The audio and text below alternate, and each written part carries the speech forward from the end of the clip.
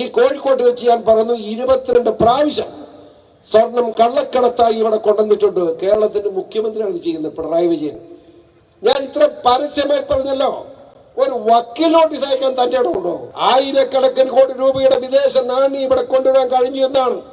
100 കോടി വേണ്ട 10 കോടി രൂപയുടെ വിദേശ നാണ്യം ഈ കേരളത്തിൽ കൊണ്ടുവരാൻ കഴിഞ്ഞു എന്ന് പിണറായി വിജയൻ തെളിയിച്ചാൽ, എന്റെ ഇളമന കരിമേ, ഇയാളും ഇവിടുത്തെ സ്ഥാനാർത്ഥിയല്ലേ, താൻ തെളിയിച്ചാൽ മതി. ഈ പണി നിർത്തി ഞാൻ വീട്ടിൽ പോക്കോളാം, മതിയോ? നമസ്കാരം. PC ജോർജിനെതിരെ വീണ്ടും കേസെടുത്തിരിക്കുകയാണ്. അദ്ദേഹം കോഴിക്കോട് BJP സമ്മേളനത്തിൽ നടന്ന പ്രസംഗത്തിൽ മാഹിയിൽ പുതുതായി നിർമ്മിച്ച ബൈപ്പാസ് മുമ്പ് ഒഴിഞ്ഞു കിടക്കുന്ന കാട് പിടിച്ച് കിടക്കുന്ന പ്രദേശമായിരുന്നുവെന്നും അവിടെ ഗുണ്ടകളും അതേപോലെ വ്യഭിചാരികളും സ്ത്രീകളും വ്യഭിചാരമാണ് അവിടെ നടന്നിരുന്നതെന്നും പറഞ്ഞതിനാണ് അദ്ദേഹത്തിനെതിരെ 153 153 വകുപ്പ് പ്രകാരം കലാപത്തിന് ആഹ്വാനം ചെയ്തു എന്നുള്ള പേരിൽ മാഹി പോലീസ് കേസെടുത്തിരിക്കുന്നത്. ഇതിന് CPMന്റെ മാഹി സെക്രട്ടറിയാണ് പരാതി കൊടുത്തിരിക്കുന്നത്. യഥാർത്ഥത്തിൽ ഈ കേസ് അദ്ദേഹം പിണറായി വിജയന്റെ മകൾക്കെതിരെ ആഞ്ഞടിച്ചതിന് എതിരെ ഉണ്ടായ പിണറായി വിജയന്റെ വിദ്വേഷം തീർക്കുന്നതിന് വേണ്ടിയിട്ടാണ് ഇങ്ങനെ ഒരു കള്ളക്കേസെടുത്തത് എന്നുള്ളതാണ് സത്യം. അദ്ദേഹം കൃത്യമായി പറയുന്നുണ്ട്, SFIO അന്വേഷണത്തിൽ പിണറായി വിജയനും മകളും കുടുങ്ങും. അതേപോലെ ഡോളർ കടത്തിയിട്ടുണ്ട്, സ്വർണം കടത്തിയിട്ടുണ്ട്, അതേപോലെ ലൈഫ് മിഷൻ പദ്ധതിയിൽ തട്ടിപ്പ് നടത്തിയിട്ടുണ്ട്. ഇതിലെല്ലാം പിണറായി വിജയൻ കുടുങ്ങും, മകൾ കുടുങ്ങും, ഭാര്യയും മകനും കുടുങ്ങും, എല്ലാവരും സെൻട്രൽ ജയിലിൽ എത്തും എന്ന് സ്ഥിരമായിട്ട് PC ജോർജ് പറയുന്നതാണ്. ഇവിടെ കോഴിക്കോട് വന്നപ്പോൾ അതാ അദ്ദേഹം ആവർത്തിച്ചു. മാത്രമല്ല ശബരിമലയിൽ സ്ത്രീകളെ കയറ്റാൻ ശ്രമിച്ച പിണറായി വിജയനെതിരെ ആഞ്ഞടിക്കുകയാണ് അദ്ദേഹം ചെയ്തത്. ഇത്തരത്തിലുള്ള പ്രസംഗം വല്ലാതെ പിണറായി വിജയനെ മനസ്സ് തട്ടിയിരിക്കുന്നു. അദ്ദേഹത്തിന് വല്ലാത്ത ദേഷ്യമുണ്ടായിരിക്കുന്നു. ആ കോപിഷ്ഠനായ പിണറായി വിജയൻ അടി കിട്ടിയപ്പോൾ അദ്ദേഹം കള്ളക്കേസെടുത്ത് വീണ്ടും PC ജോർജിനെ അകത്താക്കാൻ വേണ്ടി ശ്രമിക്കുന്നു എന്നുള്ളതാണ് സത്യം. എന്തായാലും ആ പ്രസംഗം ഒന്ന് കേൾക്കേണ്ടത് തന്നെയാണ്. കോഴിക്കോട് PC ജോർജ് പ്രസംഗിച്ച പ്രസംഗം പൂർണ്ണമായി ക്രൈം പ്രസിദ്ധീകരിക്കുകയാണ്. അഞ്ചാമത്തെ സാമ്പത്തിക ശക്തിയായി ഇന്ത്യ മഹാരാജ്യത്തെ ഭാരതത്തെ മാറ്റിയ പ്രിയങ്കരനായ മോദി എന്ന് പറയുന്ന വലിയവനായ മനുഷ്യന്റെ മുമ്പിൽ ഇതൊക്കെ വെറും കരടാണ്. അതാണ് പ്രശ്നം, മനസ്സിലായില്ലേ? അഞ്ചാമത്തെ സാമ്പത്തിക ശക്തിയായി ഉയർത്തിയെന്ന് മാത്രമല്ല, അടുത്ത 5 വർഷത്തിനകം ഭാരതം എന്ന് പറയുന്ന മഹത്തായ നമ്മുടെ സ്വന്തം രാജ്യം ലോകത്തിലെ 3ാമത്തെ സാമ്പത്തിക ശക്തിയായി മാറിയിരിക്കുമെന്ന കാര്യത്തിൽ ഒരു സംശയവും വേണ്ട. തീർന്നില്ല. ഒരു 15 ഇപ്പോ 2ാം ഗഡു കഴിഞ്ഞ് 3ാം ഗഡു, ഒരു 4ാമതും കൂടെ അദ്ദേഹം പ്രധാനമന്ത്രിയെ തുടർന്ന് സാഹചര്യം ഉണ്ടായാൽ അമേരിക്കക്കാരൻ കരഞ്ഞുകൊണ്ട് ഇവിടെ വന്ന് കടം ചോദിക്കുന്ന സാഹചര്യം ഉണ്ടാകുമെന്നതിൽ ഒരു സംശയം വേണ്ട. അമേരിക്കക്കാരന്റെ മുഴുപ്പൊക്കെ തീർക്കുവാണ്. ആ നിലയിലേക്ക് രാജ്യത്തെ പാവപ്പെട്ടവന്റെ ജീവിത നിലവാരം ഉയർത്തിക്കൊണ്ടുവരുന്ന പ്രധാനമന്ത്രിയെ പരസ്യമായി ചീത്ത വിളിക്കാൻ പിണറായിക്ക് എന്താ അവകാശം? കോൺഗ്രസ്സുകാരൻ വിളിച്ചോട്ടെ, പിന്നെ വിവരമില്ല, അവൻ തീരാൻ പോവുക. നിങ്ങൾ എഴുതിയിട്ടോ, ഇത് 2014 ലോക്സഭാ തെരഞ്ഞെടുപ്പാണല്ലോ.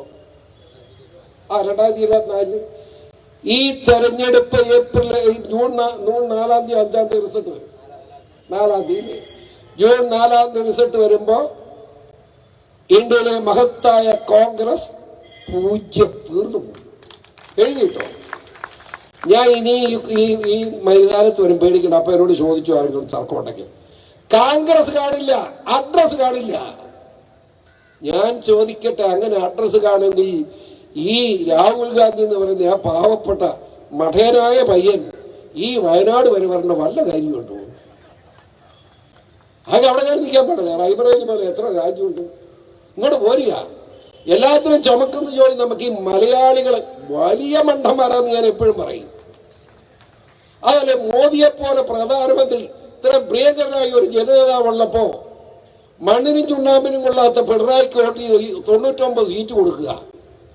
ഉത്തരേന്ത്യക്കാരനെല്ലാം ചെയ്യുന്ന എന്താ, മലയാളി വലിയ വിവരമുള്ളവനാന്നാ പറയുന്നത്.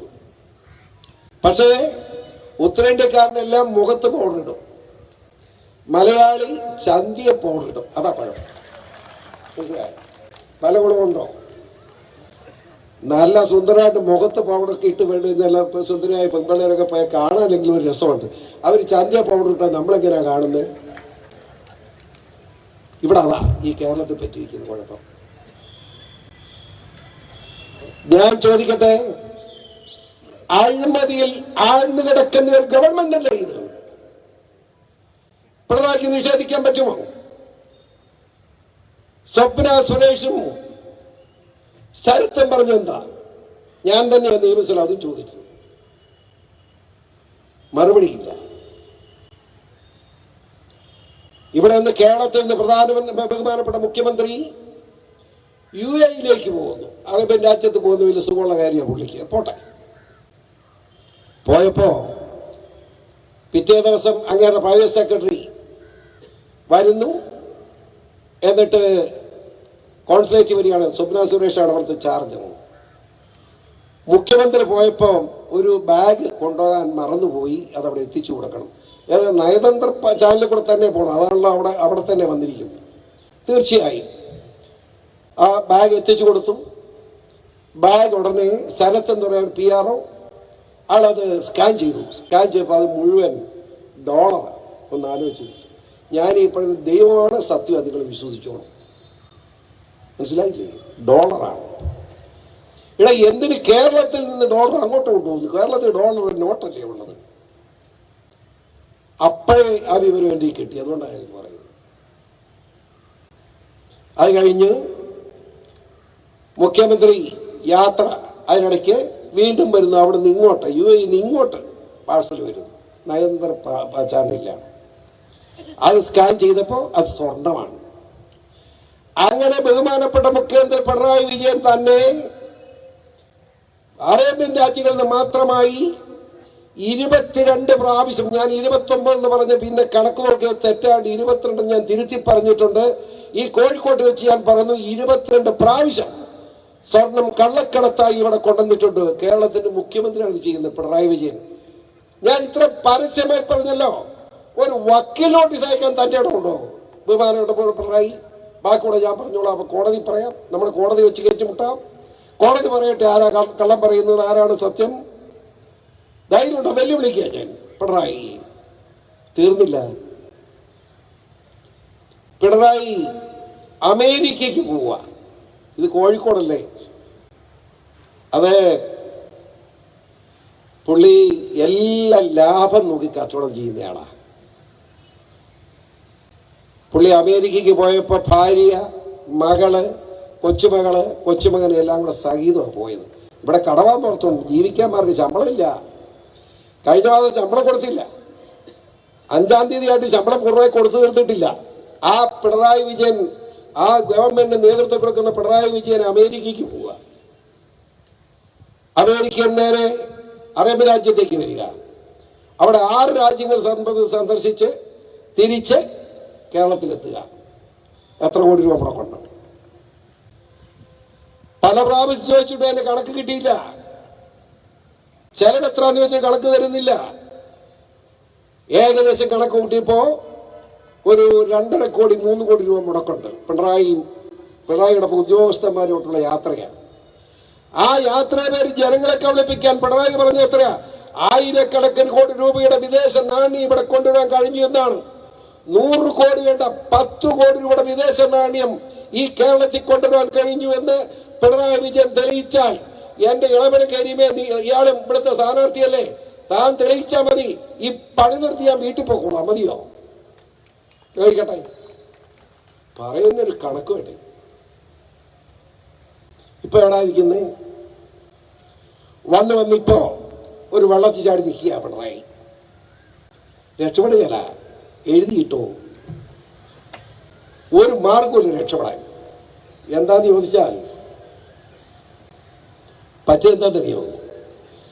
ഈ ഏത് കള്ളത്തരം ഒരു തവണ പിടുത്തം വീഴൂല്ലോ.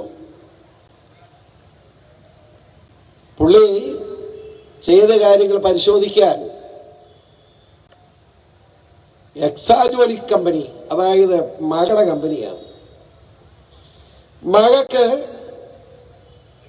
നമ്മളെ കരിമണൽ പരിശോധിച്ചു വന്നപ്പോ കേരളത്തിലെ 3.5 കോടിയോളം ജനങ്ങളുടെ എന്റെ നിങ്ങളുടെ സ്വത്തായ 40,000 കോടി രൂപയാണ് കൊള്ളയടിക്കപ്പെട്ടിരിക്കുന്നത്. നിങ്ങൾക്കറിയാമോ? 40,000 കോടി രൂപ. അത് ബഹുമാനപ്പെട്ട ഹൈക്കോടതിയുടെ നേതൃത്വത്തിൽ അതുപോലെ അന്വേഷണം നടക്കുന്നുണ്ട്. മറ്റു വിശദാംശം ഞാൻ കടക്കുന്നില്ല. ഒരു കാര്യം എഴുതിയിട്ടോളൂ, യാതൊരു സംശയം വേണ്ട. SFIO എന്ന് പറഞ്ഞപ്പം AK സെന്ററിൽ നിന്ന് ആൾ വിചാരിച്ച് SFI ആണ് ഓർത്ത്. അവന് അബദ്ധം പറ്റിയ പറയുക. ഇന്ത്യയിലെ ഏറ്റവും വലിയ കുറ്റാന്വേഷണ സംഘമാണത്. നമ്മുടെ കോൺഗ്രസിന്റെ ധനകാര്യമന്ത്രി ചിദംബരത്തെ എപ്പോഴും ജയിലിട്ട ഉദ്യോഗസ്ഥനാണ്. ഇവിടെയും ഇത് അന്വേഷിക്കുന്ന ഉദ്യോഗസ്ഥന്മാരുടെ ചീഫ് എന്ന കാര്യം പിണറായി മനസ്സിലാക്കിയിട്ടുണ്ട്. അതുകൊണ്ടാണ് ഇപ്പൊ നടക്കാനൊക്കെ ക്ഷീണം, സംസാരിക്കാൻ വരുമ്പോൾ വിറയല് ഇതൊക്കെ വന്നിട്ടുള്ളത്. ഒരു സംശയം വേണ്ട. ഞാനിവിടെ പറഞ്ഞല്ലോ, ഈ തെരഞ്ഞെടുപ്പിൽ BJP അക്കൗണ്ട് തുറക്കും എന്ന് പറഞ്ഞതുപോലെ ഞാൻ പറയുന്നു, അധികം താമസിയാതെ പിണറായിയുടെ മകളും ബന്ധുക്കളും സെൻട്രൽ ജയിലിൽ കിടക്കുന്ന ഒരു സംശയം വേണ്ട. ധൈര്യമായിട്ട് പോലോ ഭാരത് മാതാ കീ, ഒരു സംശയം വേണ്ട. മനസ്സിലായില്ലേ? ഇവിടെ രാജ്യസഭ സീറ്റ് കൊണ്ട് ഇറങ്ങിയിരിക്കുക. ഈ കൊള്ള അവസാനിപ്പിക്കട്ടെ. നമുക്ക് കൊള്ള അവസാനിപ്പിക്കാതെ മുമ്പോട്ട് പോകാൻ പറ്റുമോ? ഈ പിണറായി സർക്കാരിന്റെ കൊള്ളക്കെതിരെയുള്ള പോരാട്ടം അതിൽ നമ്മൾ ശക്തിപ്പെടുത്തുന്നില്ല എന്ന് എനിക്കും ആ അഭിപ്രായം തന്നെയാണ് ഉള്ളത്. പോരാ. അതിന് കാരണം എന്താ? നാളിതുവരെയായി പ്രതിപക്ഷമുണ്ടെന്ന് കരുതിയിരുന്നു. പ്രതിപക്ഷവും ഭരണകക്ഷിയും ഒരേ തൂവൽപക്ഷികളാണെന്ന് മനസ്സിലായില്ലേ? കോൺഗ്രസും കമ്മ്യൂണിസ്റ്റും ഒന്നാണ്. ഇവിടെ കോൺഗ്രസും കമ്മ്യൂണിസ്റ്റും എന്ന് പറഞ്ഞാൽ മത്സരിച്ചിട്ട് ഇവിടെ ഇപ്പോ ഇളവനം കരീമുണ്ട്, നമ്മുടെ രാഘവനുമുണ്ട്. ആര് ജയിച്ചാലും അവിടെ ചെന്ന് മോദിക്കെതിരായിട്ടല്ലേ കൈവക്കുക. പിന്നെ ഇവർ ആര് ജയിച്ചാൽ എന്താ ഗുണം, ആര് തോറ്റാൽ എന്താ ഗുണം? അപ്പോ ഇന്ത്യ രാജ്യത്തൊരു ഉറച്ച ഭരണം ഉണ്ടാവും. ആ ഉറച്ച ഭരണമുണ്ടാകുമ്പോൾ ഈ കേരളത്തിന്റെ പ്രാതിനിധ്യം അവിടെ ഉറപ്പാക്കാൻ, അവിടെ മോദിജിക്ക് അനുകൂലമായി കൈവെക്കുന്ന ഒരു മെമ്പർ ഉണ്ടാകാൻ ഈ കോഴിക്കോട് പാർലമെന്റ് നിയോജക മണ്ഡലത്തിലും താമര അടയാളത്തിൽ MT രമേശിനെ തന്നെ നിങ്ങൾ വിജയിപ്പിക്കണം. അല്ലെ നിങ്ങൾ ചുമ്മായിലേ നടക്കും. പണ്ട് കാലം മുതൽ BJPക്കാരെങ്ങനെയാന്ന് വെച്ചാൽ മത്സരിക്കാൻ വേണ്ടി മത്സരിക്കുക. അത് എന്നോട് ക്ഷമിക്കണം ഞാൻ പറയുമ്പോൾ. ഞാൻ 2013 മുതൽ BJPയോടൊപ്പം എല്ലാ കാര്യങ്ങളും സഹകരിച്ചു പോകുന്ന ആളാണ്. എന്നാണ് പിണറായി വിജയന് കഷ്ടകാലം തുടങ്ങിയത് നിങ്ങൾ ആലോചിച്ചു? ശബരിമല ശാസ്ത്ര വല്ല കാര്യമായിട്ടും അങ്ങനെ അവിടെ ഇരിക്കുന്ന പിണറായിക്ക് ഇഷ്ടപ്പെടുന്നില്ല. എന്ത് ചെയ്യുമെന്ന് പറ. ഈ ഒരുമാതിരി വിവരം തലയിലുണ്ടാവണ്ടേ? ഈ വിവരക്കേടൊക്കെ ഉണ്ടാക്കുന്ന ദുഷ്ടനെ പല പോലെ വളർത്തുമെന്ന് പറഞ്ഞ പോലെ അങ്ങ് വളർത്തിക്കഴിഞ്ഞപ്പോൾ പിണറായി വിജയന് തോന്നി കൊള്ളാവുന്നു. തുണിയെടുക്കാത്ത 2 പെണ്ണുങ്ങളെ ശബരിമലയിലേക്ക്. അയ്യപ്പൻ ഇത് കാണേണ്ട കാര്യമുണ്ടോ? എന്താണ് ഹൈന്ദവ സമൂഹം അംഗീകരിക്കുന്നത് മാത്രമല്ല, ലോകത്തിലെ അയ്യപ്പ ഭക്തന്മാരുടെ മുമ്പുള്ള ഏറ്റവും പ്രധാനപ്പെട്ട കാര്യം 10 വയസ്സുകാരും 52 വയസ്സിനിടയ്ക്ക് പ്രായമുള്ള സ്ത്രീകൾ അയ്യപ്പ സന്നിധിയിലെത്താൻ പാടില്ല എന്നത് അലംഘനീയമായ നിയമമല്ലേ? ആ നിയമം ലംഘിക്കണമെന്ന് പിണറായിക്ക് എത്തുന്ന നിർബന്ധം അഹങ്കാരം. അതാണ് നിങ്ങൾ മനസ്സിലാക്കേണ്ടത്. അഹങ്കാരം, ധാർഷ്ട്യം. ഞാൻ ഇത്രമാത്രം വോട്ടിന്റെ ഭൂരിപക്ഷത്തോട് ജയിച്ച് ഇവിടെ വന്നവനാണ്, എന്നെ ആരും ചോദ്യം ചെയ്യേണ്ട, അയ്യപ്പനെ ഞാൻ മര്യാദ പഠിപ്പിക്കും. അങ്ങനെ മര്യാദ പഠിപ്പിക്കാൻ പുറപ്പെട്ടതാ അയ്യപ്പനെ കാണാൻ. ആ പെണ്ണുങ്ങളെ ഞാൻ നിങ്ങളുടെ കാര്യങ്ങളൊക്കെ അന്നാണ് ഞാൻ നമ്മുടെ സുരേന്ദ്രനുമായിട്ട് ബന്ധപ്പെടുന്നത്. എനിക്കത് സഹിച്ചില്ല. ഞാനൊരു ദൈവവിശ്വാസിയാണ്. അല്ലാതെ അയ്യപ്പനുമായിട്ട് ബന്ധമുണ്ട്. അവിടെ ആ കുടുംബം ഇപ്പോഴും എരുമേലിയിലാണ്. എൻ്റെ നിയോജകമണ്ഡലത്തിൻ്റെ ഭാഗമായിട്ടാണ് അവരൊക്കെ താമസിക്കുന്നത്, കാരണവന്മാർ. അങ്ങനെ അവിടെ പോകാനിടയായി. അവരുടെ വേദന, വയോധികരായ വ്യക്തികൾ അവരുടെ വേദന കണ്ടപ്പോൾ അതിനെ എതിർക്കണമെന്ന് എനിക്ക് തോന്നിയുകൊണ്ടാണ് ഞാൻ പമ്പയ്ക്ക് പോയി കയറി ബ്ലോക്ക് ചെയ്തു. അതിൻ്റെ വിശദാംശത്തേക്ക് സമയക്കുറവ് കിടക്കുന്നില്ല. അവിടെ വെച്ചാണ് ഞാൻ മടുത്തപ്പോൾ അതിനെ സഹായിക്കാൻ വന്നത് നമ്മുടെ സുരേന്ദ്രനായിരുന്നു. അവിടെ വെച്ചാൽ സുരേന്ദ്രനെ ഞാൻ പരിചയപ്പെട്ടത്. അതുകൊണ്ട് പറയുകയാണ്, ഞാൻ ചോദിക്കട്ടെ, നിഷ്പക്ഷമായി നിങ്ങൾ വിലയിരുത്തൂ. അവിടെ പെണ്ണുങ്ങളെ കൊണ്ട് കാണിക്കാൻ പറ്റിയില്ല. അവസാനം അയ്യപ്പ സന്നിധിയിൽ അതിന് തൊട്ടും വേലി കെട്ടി എന്ന് മാത്രമല്ല, അവിടെ ചോര ഒലിക്കാൻ ബ്ലേഡുമായിട്ട് ആൾ നിൽപ്പുണ്ട് ഫ്രണ്ടിൽ. പോലീസിന്റെ നരനായാട്ടുണ്ടായാൽ ആ നിമിഷം ചോര ബ്ലേഡ് കൊണ്ട് വരഞ്ഞ് മുറിച്ച് അയ്യപ്പന്റെ ക്ഷേത്രം അടയ്ക്കുമായിരുന്നു. പോലീസിന് ജയിക്കാൻ കഴിയില്ല എന്ന് പോലീസിന് മനസ്സിലായി. ഞാനോട്ട് അവർ സംസാരിച്ചു. 10-300 പോലീസ് ഉദ്യോഗസ്ഥർ. ഞാൻ പറഞ്ഞു, നിങ്ങളൊരു കാര്യം ചെയ്യും. പിണറായി ഇങ്ങനെ വിളിച്ചുകൊണ്ടിരിക്കുക. ഞാനുമായിട്ട് സംസാരിക്കുമ്പോഴും പിണറായിയുടെ ഫോണാണ്. പിണറായി പൈസ കെട്ടി വിളിക്കുന്നു, പിണറായി വിളിക്കുന്നു. ഉടനെ കയറ്റിക്കോ ഈ മുതുക്കുകളെന്ന്. ഒന്ന് ആലോചിച്ച്, എന്താ കഴപ്പാണെന്നൊന്ന് ആലോചിച്ച്. പക്ഷേ അവസാനം നമ്മുടെ രാഹുൽ ഈശ്വറാണ് അവിടെ ബ്ലേഡുമായിട്ട് കാവലിൽ നിന്നത്. ഏതായാലും പുറകെ കൂടെ കൊണ്ടുവന്ന് വേലിപ്പുറത്ത് കാണിച്ചേച്ച് പെണ്ണുങ്ങളെ ഇറക്കിക്കൊണ്ട് സ്ഥലം വിട്ടു. അങ്ങനെ ആ പ്രശ്നം തീർത്തു. ഞാൻ ചോദിച്ചത്, അതിന് ശേഷം കേരളത്തിൽ സമാധാനം ഉണ്ടായിട്ടുണ്ടോ? പറ. എത്ര കൊറോണ വന്നു, എത്ര വെള്ളപ്പൊക്കം ഉണ്ടായി. ഇപ്പൊ ഇതാ മുടിഞ്ഞ വെയിലുണ്ടായിരിക്കും. എല്ലാം വരും. ഇത് ശബരിമല ശാസ്താവിന്റെ പ്രാക്കാണ്, സംശയം വേണ്ട. മനസ്സിലായില്ലേ? പിണറായി വിജയൻ അനുഭവിക്കാതെ പോവില്ല. ഒന്ന് ആലോചിക്കുക, എന്ത് മര്യാദ കേടാ ഇതൊക്കെ.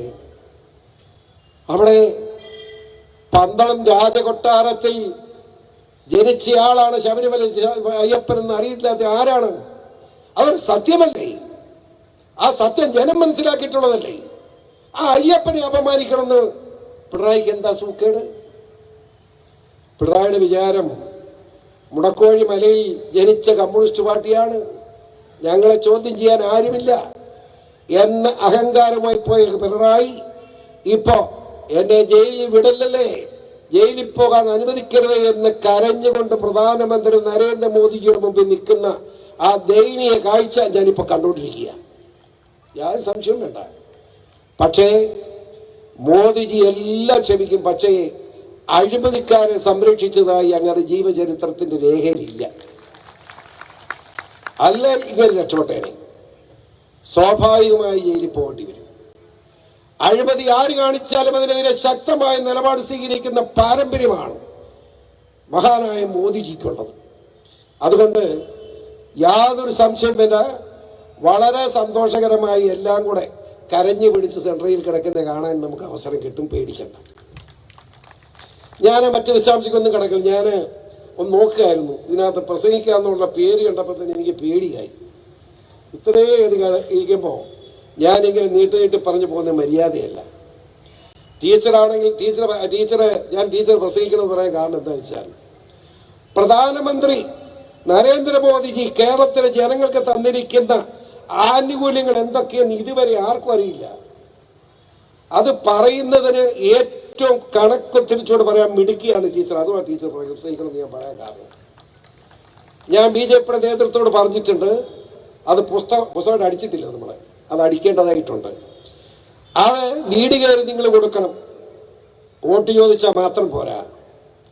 വോട്ട് ചോദിക്കുന്നതോടൊപ്പം കേരളത്തിന്റെ ആത്മാഭിമാനം രക്ഷിക്കാൻ മോദിജി എന്ന് പറയുന്ന മഹാനായ മനുഷ്യന്റെ മഹത്വം കേരളത്തിലെ ജനങ്ങൾക്ക് ബോധ്യപ്പെടുത്താനുള്ള ഉത്തരവാദിത്തമാണ് ഞങ്ങൾ ചെയ്യുന്നത് എന്ന ബോധ്യത്തോടുകൂടി ആയിരിക്കണം നിങ്ങൾ പ്രവർത്തിക്കേണ്ടത്. അങ്ങനെ പ്രവർത്തിക്കുമ്പോൾ ഒരു സംശയം വേണ്ട, നമ്മുടെ സ്ഥാനാർത്ഥി രമേശ് വിജയിക്കും. രമേശിനെ പറ്റി ഒരു വാക്യം പാടെ, എത്രയോ കൊല്ലമായി പ്രിയങ്കര രമേശിന് എനിക്ക് പരിചയമുണ്ട്. സാത്വികനായ ഒരു മനുഷ്യൻ, അതേ വാക്ക് മാത്രമേ ഞാൻ പറയുന്നു, കൂടെ ഒന്നും പറയുന്നില്ല. നിങ്ങളോടൊപ്പം ജീവിക്കുന്ന ആളാണ്. ആ സാത്വികനായ രമേശിനെ ഒരു വോട്ട് ചെയ്യുന്നത് അഭിമാനമാണ് എന്ന് കോഴിക്കോട്ടിലെ ജനങ്ങൾ ചിന്തിക്കണം എന്നതാണ് എൻ്റെ അഭ്യർത്ഥന, എൻ്റെ അപേക്ഷ. അതാണ് ആ അപേക്ഷയാണ് നിങ്ങളുടെ മുമ്പ് സമർപ്പിക്കുന്നത്. ഞാൻ മറ്റ് വിശദാംശങ്ങൾക്കൊന്നും കടക്കുന്നില്ല. ഇനിയും ടീച്ചറും അതുപോലുള്ള ആളുകളൊക്കെ രമേശ് നമ്മളെ സ്ഥാനാർത്ഥി സംസാരിക്കാനുണ്ട്. അപ്പം ഞാനിങ്ങനെ ദീർഘിപ്പിച്ചു വന്ന മര്യാദയല്ല. ഇനിയും ഇലക്ഷനുമായി ബന്ധപ്പെട്ട് ഞാൻ വരില്ല. ഈ ഒരു പോക്ക് പോവുകയല്ലേ തിരിച്ച്. ഇനിയും വരുന്നുണ്ട്, പേടിക്കണ്ട. എല്ലാ സ്ഥലത്തും വരണമെങ്കിൽ വരും. തീർച്ചയായും നമ്മുടെ ഇലക്ഷൻ പ്രചരണം നമ്മുടെ അഭിമാന പ്രശ്നമായി കണക്കാക്കണം.